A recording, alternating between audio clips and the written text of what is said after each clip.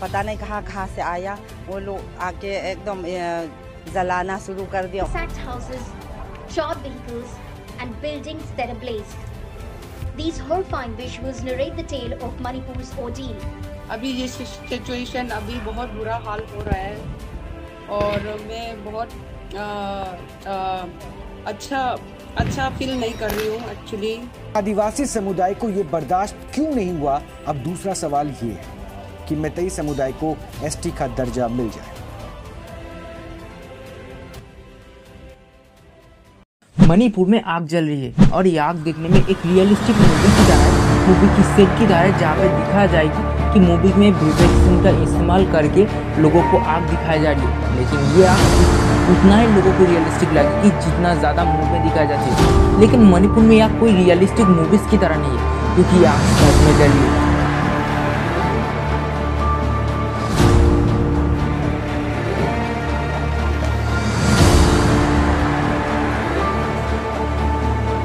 इस आग में बहुत सारे लोगों की जान जा चुकी है, सुसाइड पौधा जारी हो चुके। मणिपुर में 3 मई को आदिवासी आंदोलन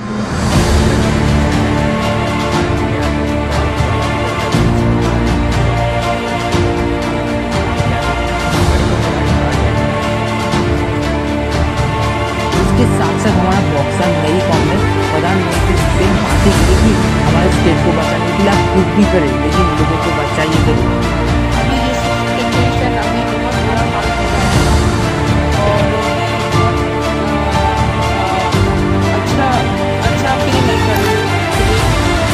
इतना ज़्यादा आग फैल चुके कि लोग तो मारने के लिए भी लगे हुए, कुछ लोग तो मरने के लिए भी लगे हुए।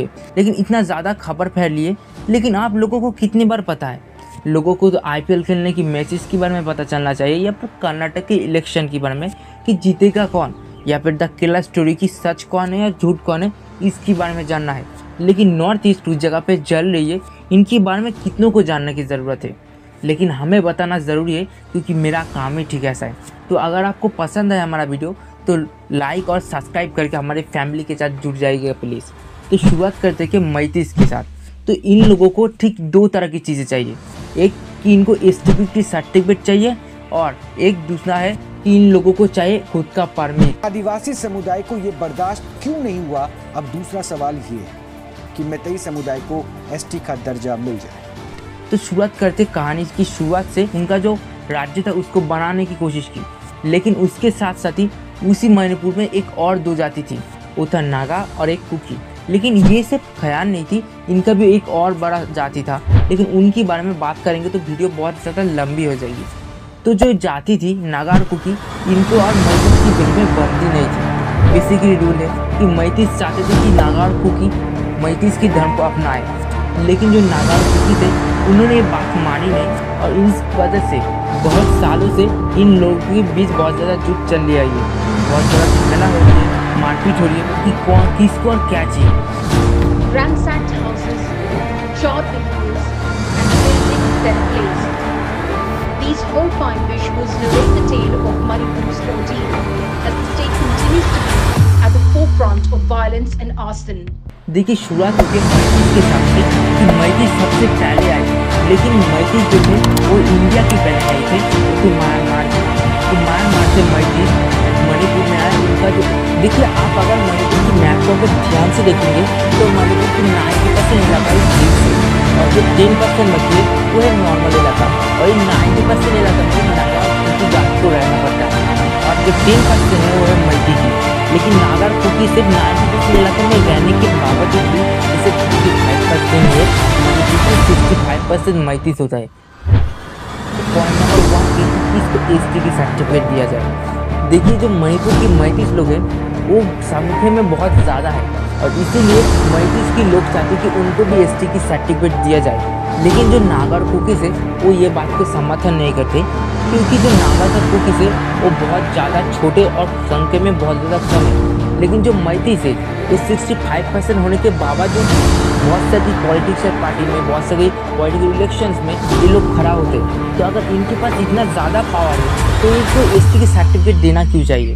तो अगर एसटी की सर्टिफिकेट इन लोगों को दिया जाए तो जो मणिपुर की जाति में नागा से कुकीज़ को लड़ना पड़ता है अपना जाति के हक को पाने के लिए, अपना नौकरी पाने के लिए, और भी बहुत से रीजन से इनके लिए उनको और भी बहुत ज़्यादा मेहनत करनी पड़ेगी। तो इसलिए नागा का कोशिश नहीं चाहते कि मैथिल को एसटी की छाती में किया जाए। चलिए दूसरी मुद्दे की तरफ चलते हैं। देखिए जो दूसरा मुद्दा है वो है बेसिकली बीजेपी की तरफ से। मणिपुर में बेसिकली पूरा बीजेपी के ही जा सकता है, लेकिन इसके बावजूद मणिपुर की जो बीजेपी कॉन्फ्रेंस है उन्होंने कहा है कि मणिपुर की जंगलों को उन्हें प्रोटेक्ट करना चाहती है। इसलिए उन्होंने एक फैसला लिया है कि मणिपुर के जंगल में जितने सारे घरबाड़ी है उन लोगों को बिगाड़ देंगे। तो इसलिए मणिपुर के जंगल में मार्च में एक रैली बाहर हुई, क्योंकि उनको जब घरबाड़ी निकालने की बात की गई थी उन्होंने सच साबित कर दी और उनको जो घरबाड़ी निकाल दी गई है वो बेसिकली नागा कुकीज़ की है। तो जो नागा कुकीज़ ने मार्च में एक रैली बाहर कर ली और उन्होंने प्रोटेस्ट करना चालू कर लिया कि बेसिकली उनकी जाति को सेपर से निकाला क्यों जाए। ये था एक दूसरा कारण जिनकी वजह से मणिपुर में बहुत ज़्यादा हल्ला मच रही है। देखिए जो दो रीज़न है, इन दोनों रीज़न में नागा कुकीज़ की बेइज्जती हो रही है। कैसे? एक तो तरफ इनकी जो एसटी के सर्टिफिकेट है मैथिल को भी दिया जा रही है, जिनकी उनका परेशान है, उनका मेहनत बहुत ज़्यादा बढ़ जाएगी।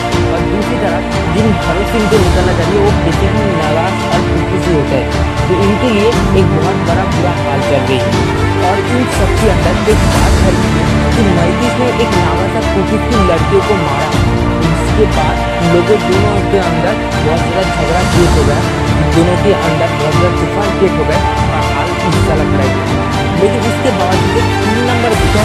देखिए मैथिल जो है वो लोग चाहते नहीं कि जो बाहर वाले इंसान है वो मणिपुर में आए और उनका जाति की संख्या धीरे धीरे कमने लगे।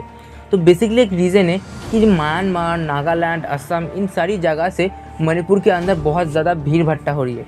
तो इसकी वजह से मणिपुर की जो मैथिल है वो चाहते नहीं कि मणिपुर में बहुत ज़्यादा भीड़ भट्टा हो, बहुत ज़्यादा इमिग्रेंट्स आए।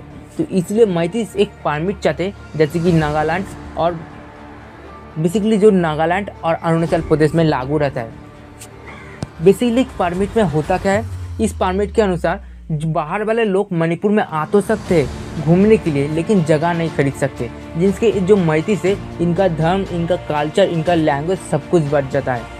और बेसिकली यही चीज़ को बहुत साल पहले इन लोगों ने बचाया भी था म्यांमार से।